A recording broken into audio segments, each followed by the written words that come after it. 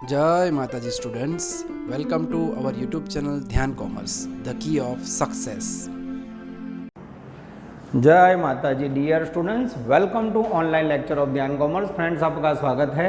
आज बच्चों हम डिस्कस करने जा रहे हैं सबसे important topic cash flow statement as per accounting standard 3। बच्चों ये टॉपिक 3 जगह पे बच्चों कहीं ना कहीं स्टडी में बच्चों का आता है। एक 12 कॉमर्स में बच्चों इसका नॉमिनल पार्ट है, उसके बाद बच्चों TY BCom में और उसके बाद मास्टर्स में MCom पार्ट 1 में है। तो बच्चों कैश फ्लो बहुत ही इंपॉर्टेंट टॉपिक है।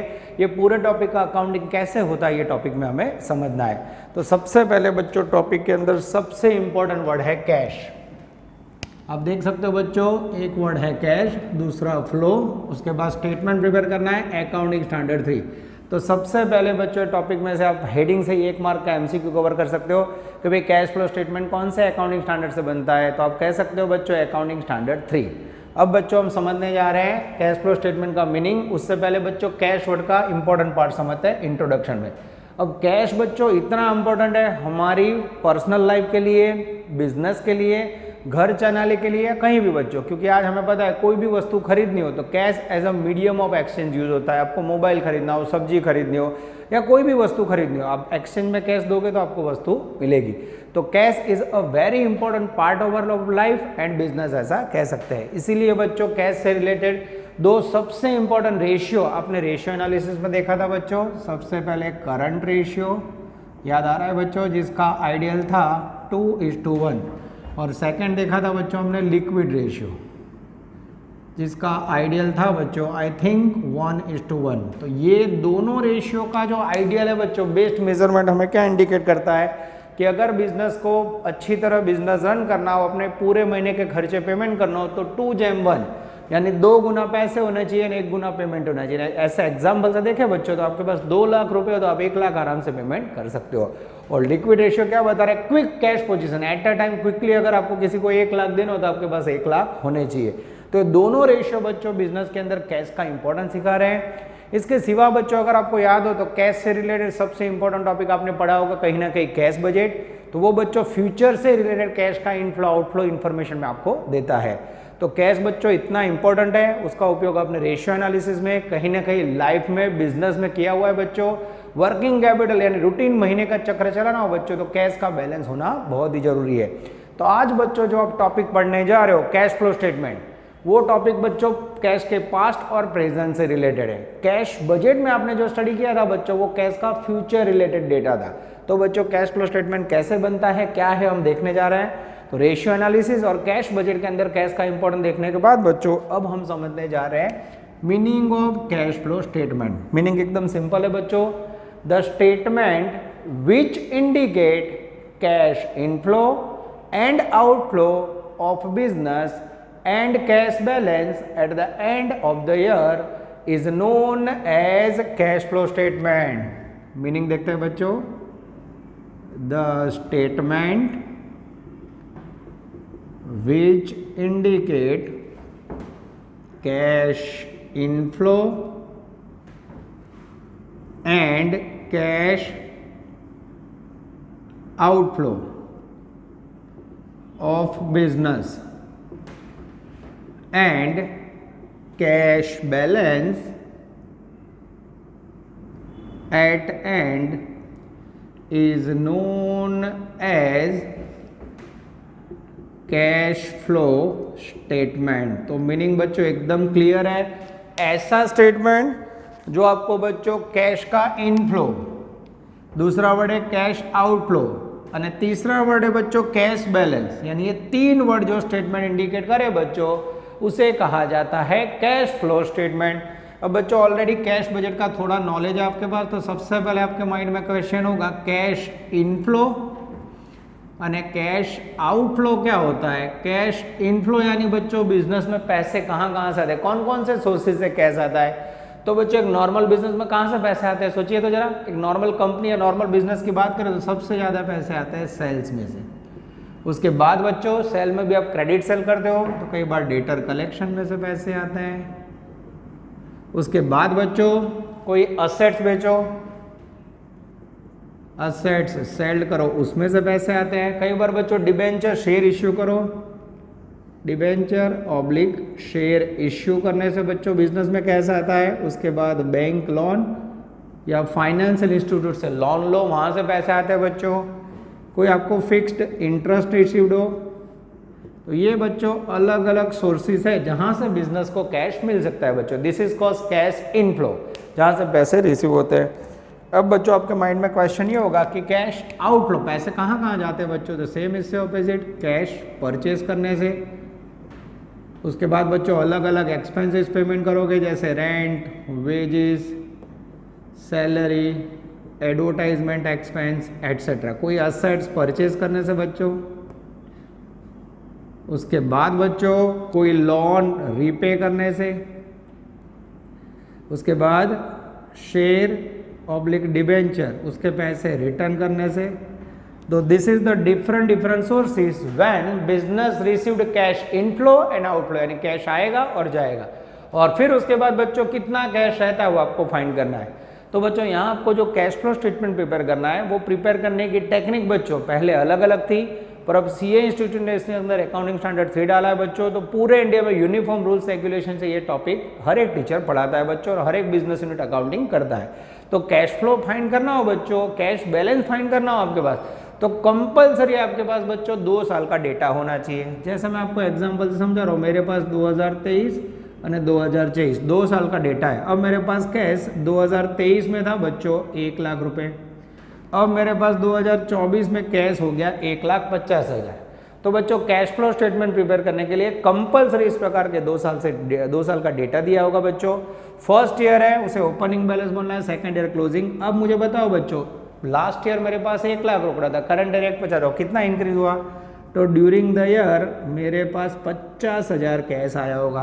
तो ड्यूरिंग द ईयर कैश और कैश बैलेंस फाइंड करने के लिए बच्चों कंपलसरी आपके पास इस प्रकार के 2 साल के बैलेंस शीट के डेटा होना चाहिए, जिसके डिफरेंसेस के आधार पे आपको कैश इनफ्लो और आउटफ्लो फाइंड करना है।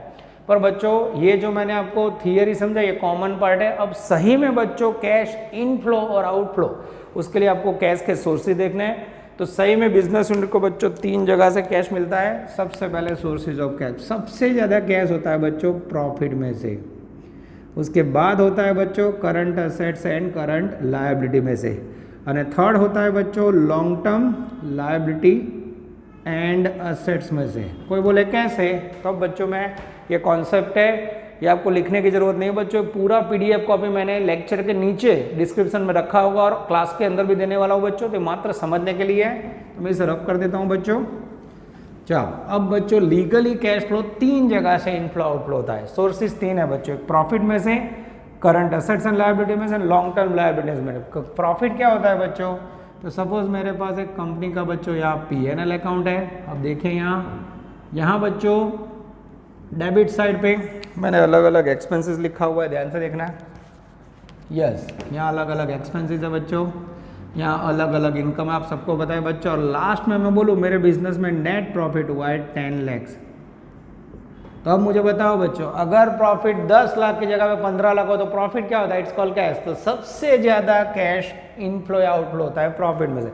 जितना प्रॉफिट ज़्यादा होगा बिजनेस को कैश ज़्यादा मिलेगा। यानी एक नंबर में कह सकते हैं बच्चों सबसे ज़्यादा कैश का सोर्सेज होता है प्रॉफिट में। उसके बाद है बच्चों current assets and current liability में। अब आपके माइंड में होगा बच्चों करंट असेट्स और करंट लायबिलिटी में क्या होता है। करंट असेट्स किसे बोलते हैं बच्चों, याद करो, स्टॉक, उसके बाद debtor, cash balance, bank balance, कोई भी एडवांस एक्सपेंसेस पेमेंट किया हो बच्चों। करंट लायबिलिटी किसे बोलते हैं, bank overdraft, creditor, bills payable, कोई भी अनपेड एक्सपेंस हो बच्चों। तो आप देख सकते हो बच्चों करंट असेट्स और लायबिलिटी यानी ऐसी एसेट जो 1 साल से कम समय में कैश में कन्वर्ट हो।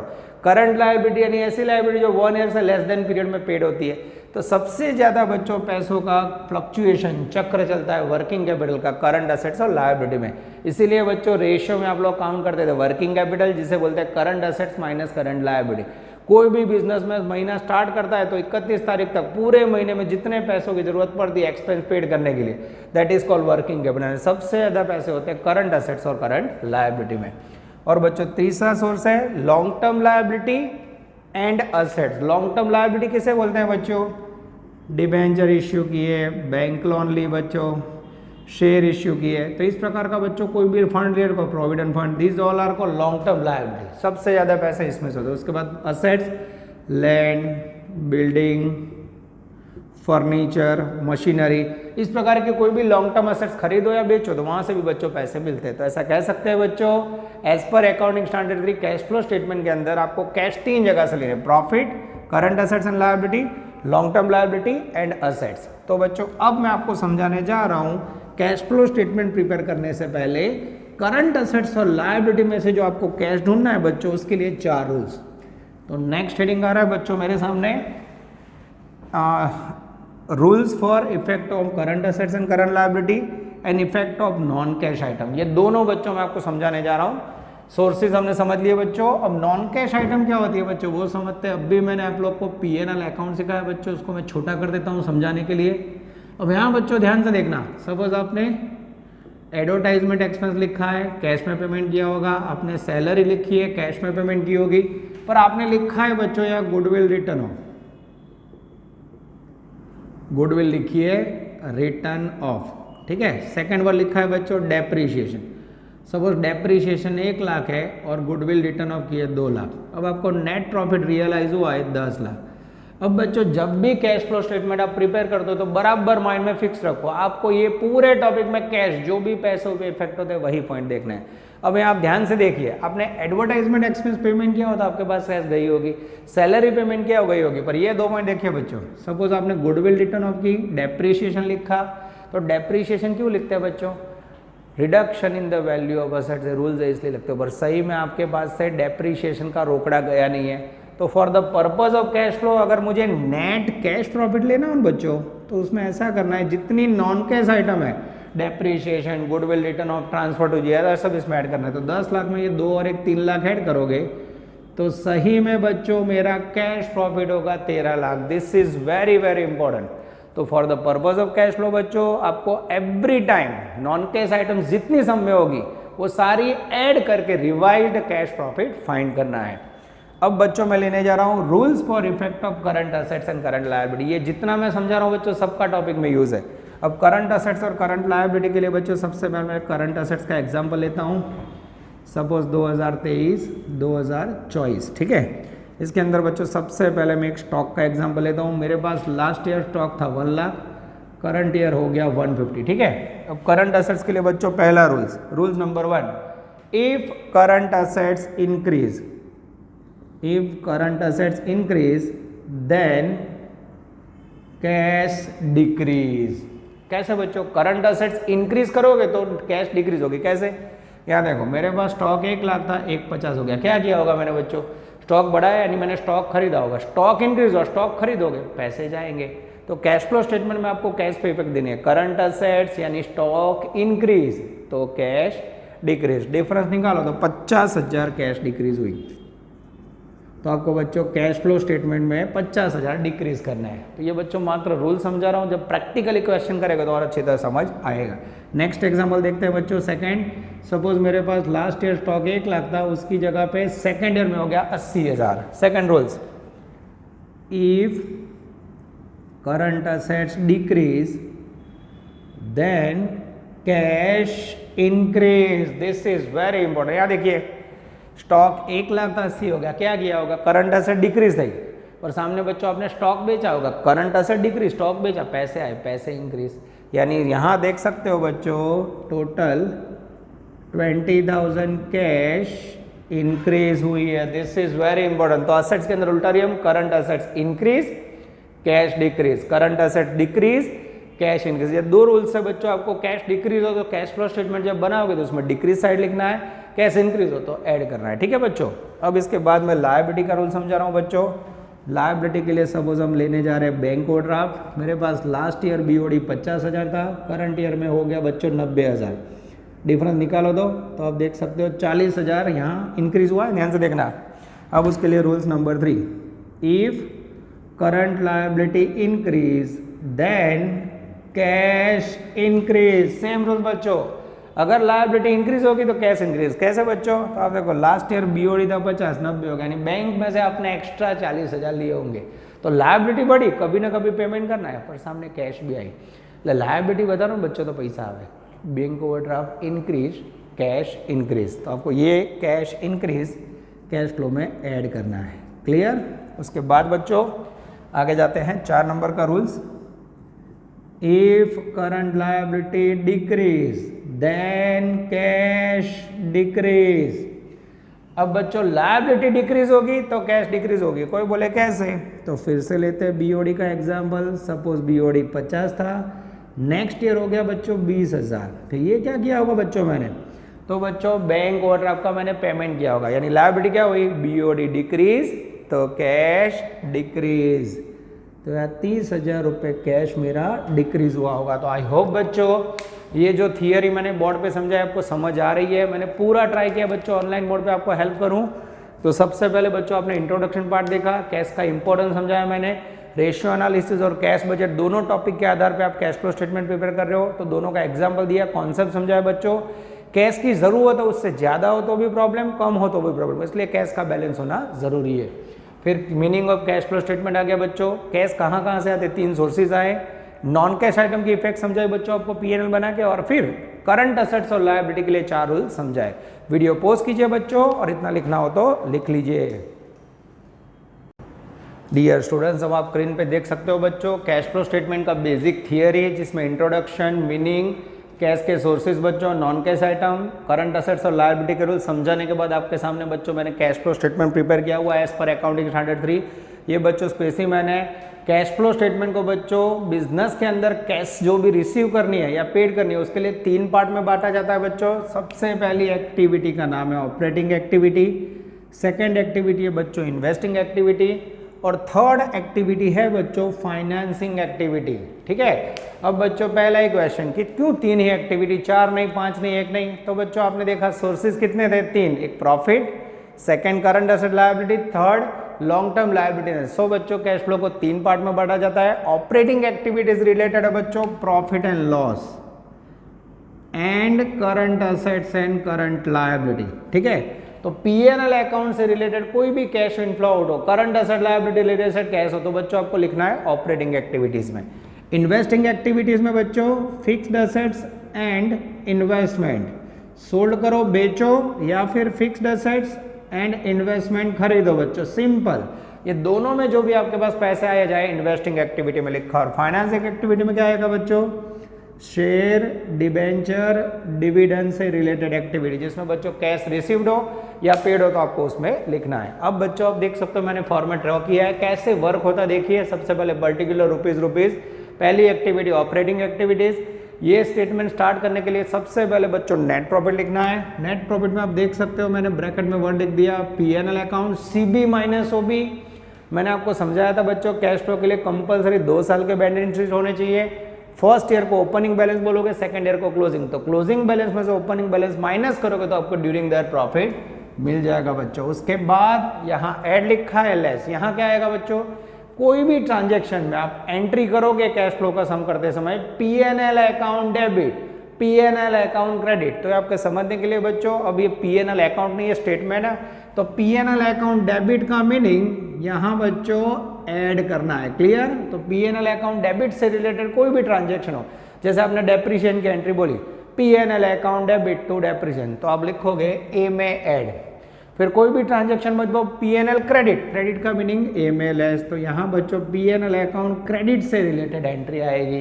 पीएनएल ए में डेबिट, पीएनएल क्रेडिट यानी ए में लेस। उसके बाद बच्चों यहाँ मिलेगा आपको profit before changes in working capital, plus minus करने के बाद उसमें बच्चों वर्किंग कैपिटल की इफेक्ट देनी है, जिसके अंदर करंट असेट्स और लायबिलिटी।